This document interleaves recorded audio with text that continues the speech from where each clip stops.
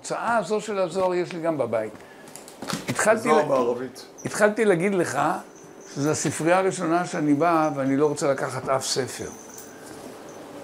אני לא גונב, אבל רוצה לקחת.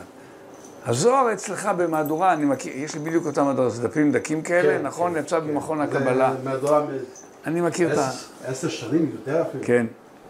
כן, תגיד לי, מה הזוהר עושה אצלך בבית?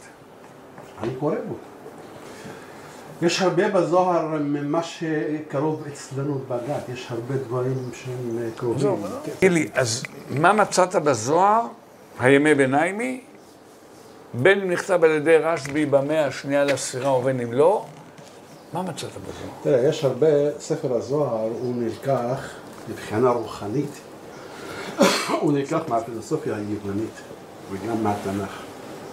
ואנחנו בדת שלנו, יש המון מהפילוסופיה היוונית, יש המון מהרוחניות שם, של הזמנו של פלטון, של סוקרטס, של אריסטו, ואנחנו בתוך המהות הדתית, אנחנו נבנים על הנושא הזה של הנפש ושל השכל והחשיבה והקשר ביניהם לבין האל. בהחלט, בספר הזוהר, כמו שיש בקבלה, בלימודי הקבלה, יש המון דברים שזה מתקרבים ומתחברים בדת שלנו גם כן, בהחלט.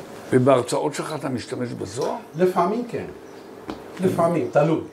לא כל היהודים מתמצאים בספר, זה ספר מאוד מאוד מאוד רחב, הוא מדבר על המון דברים, הוא מדבר על הרבה דברים, שהרבה יותר פילוסופיה, הרבה יותר רוחניות, הרבה יותר של הקשר של האדם עם עצמו פנימה, וגם עם הקשר של האדם עצמו עם האל.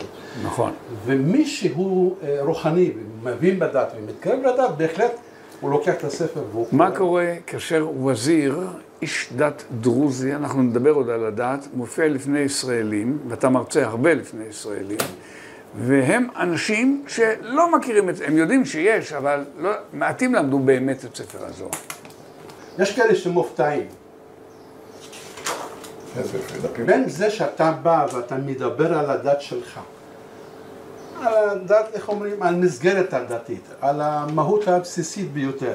גם מה, אני באמת התחלת להגיד על הקשר, נגיד בקדיש שלנו, תפילה קדיש, כן. על הנפטרים. אנחנו אומרים, בעגלה ובזמן קריב. כן. עכשיו, עגלה בערבית, או עג'לה, אל-עג'לי. אל-עג'לי זה להזדרז, המהירות. אל-עג'לה מן אל-שייטן, ותעני מן אל-רחמן. נכון. עכשיו, תראי כמה יפה, זה ארמית. אבל זה משפט מאוד מאוד מאוד מדבר, ומי שמבין את המשפט הזה בצד הפנימי שלו, בצד הרוחני. מה זה שייטן? השטן. זאת אומרת, למה קראו לו שטן ולמה קראו לזה העג'לי? שאתה ממהר. מה זה מהירות הזאת? החיפזון מהשטן. החיפזון הזה, מאיפה זה נובע? זה נובע מקוצר החשיבה. אתה לא מתעמק בחשיבה, אתה מפעיל את הרגשות, וכשאתה מפעיל רגשות ואתה מתנהג על פי רגשות, לרוב אתה נופל. כשאתה מפעיל את השכל, והשכל אומר לך תרגע, תספור עד 10, תסתכל על הצדדים 360 מעלות, אל תיקח צד אחד, אז אתה לפעמים, איך אומרים, מגיע לדרך הנכונה ולדרך ההצלחה. וזה המלחמה בין השכל לבין הנפש.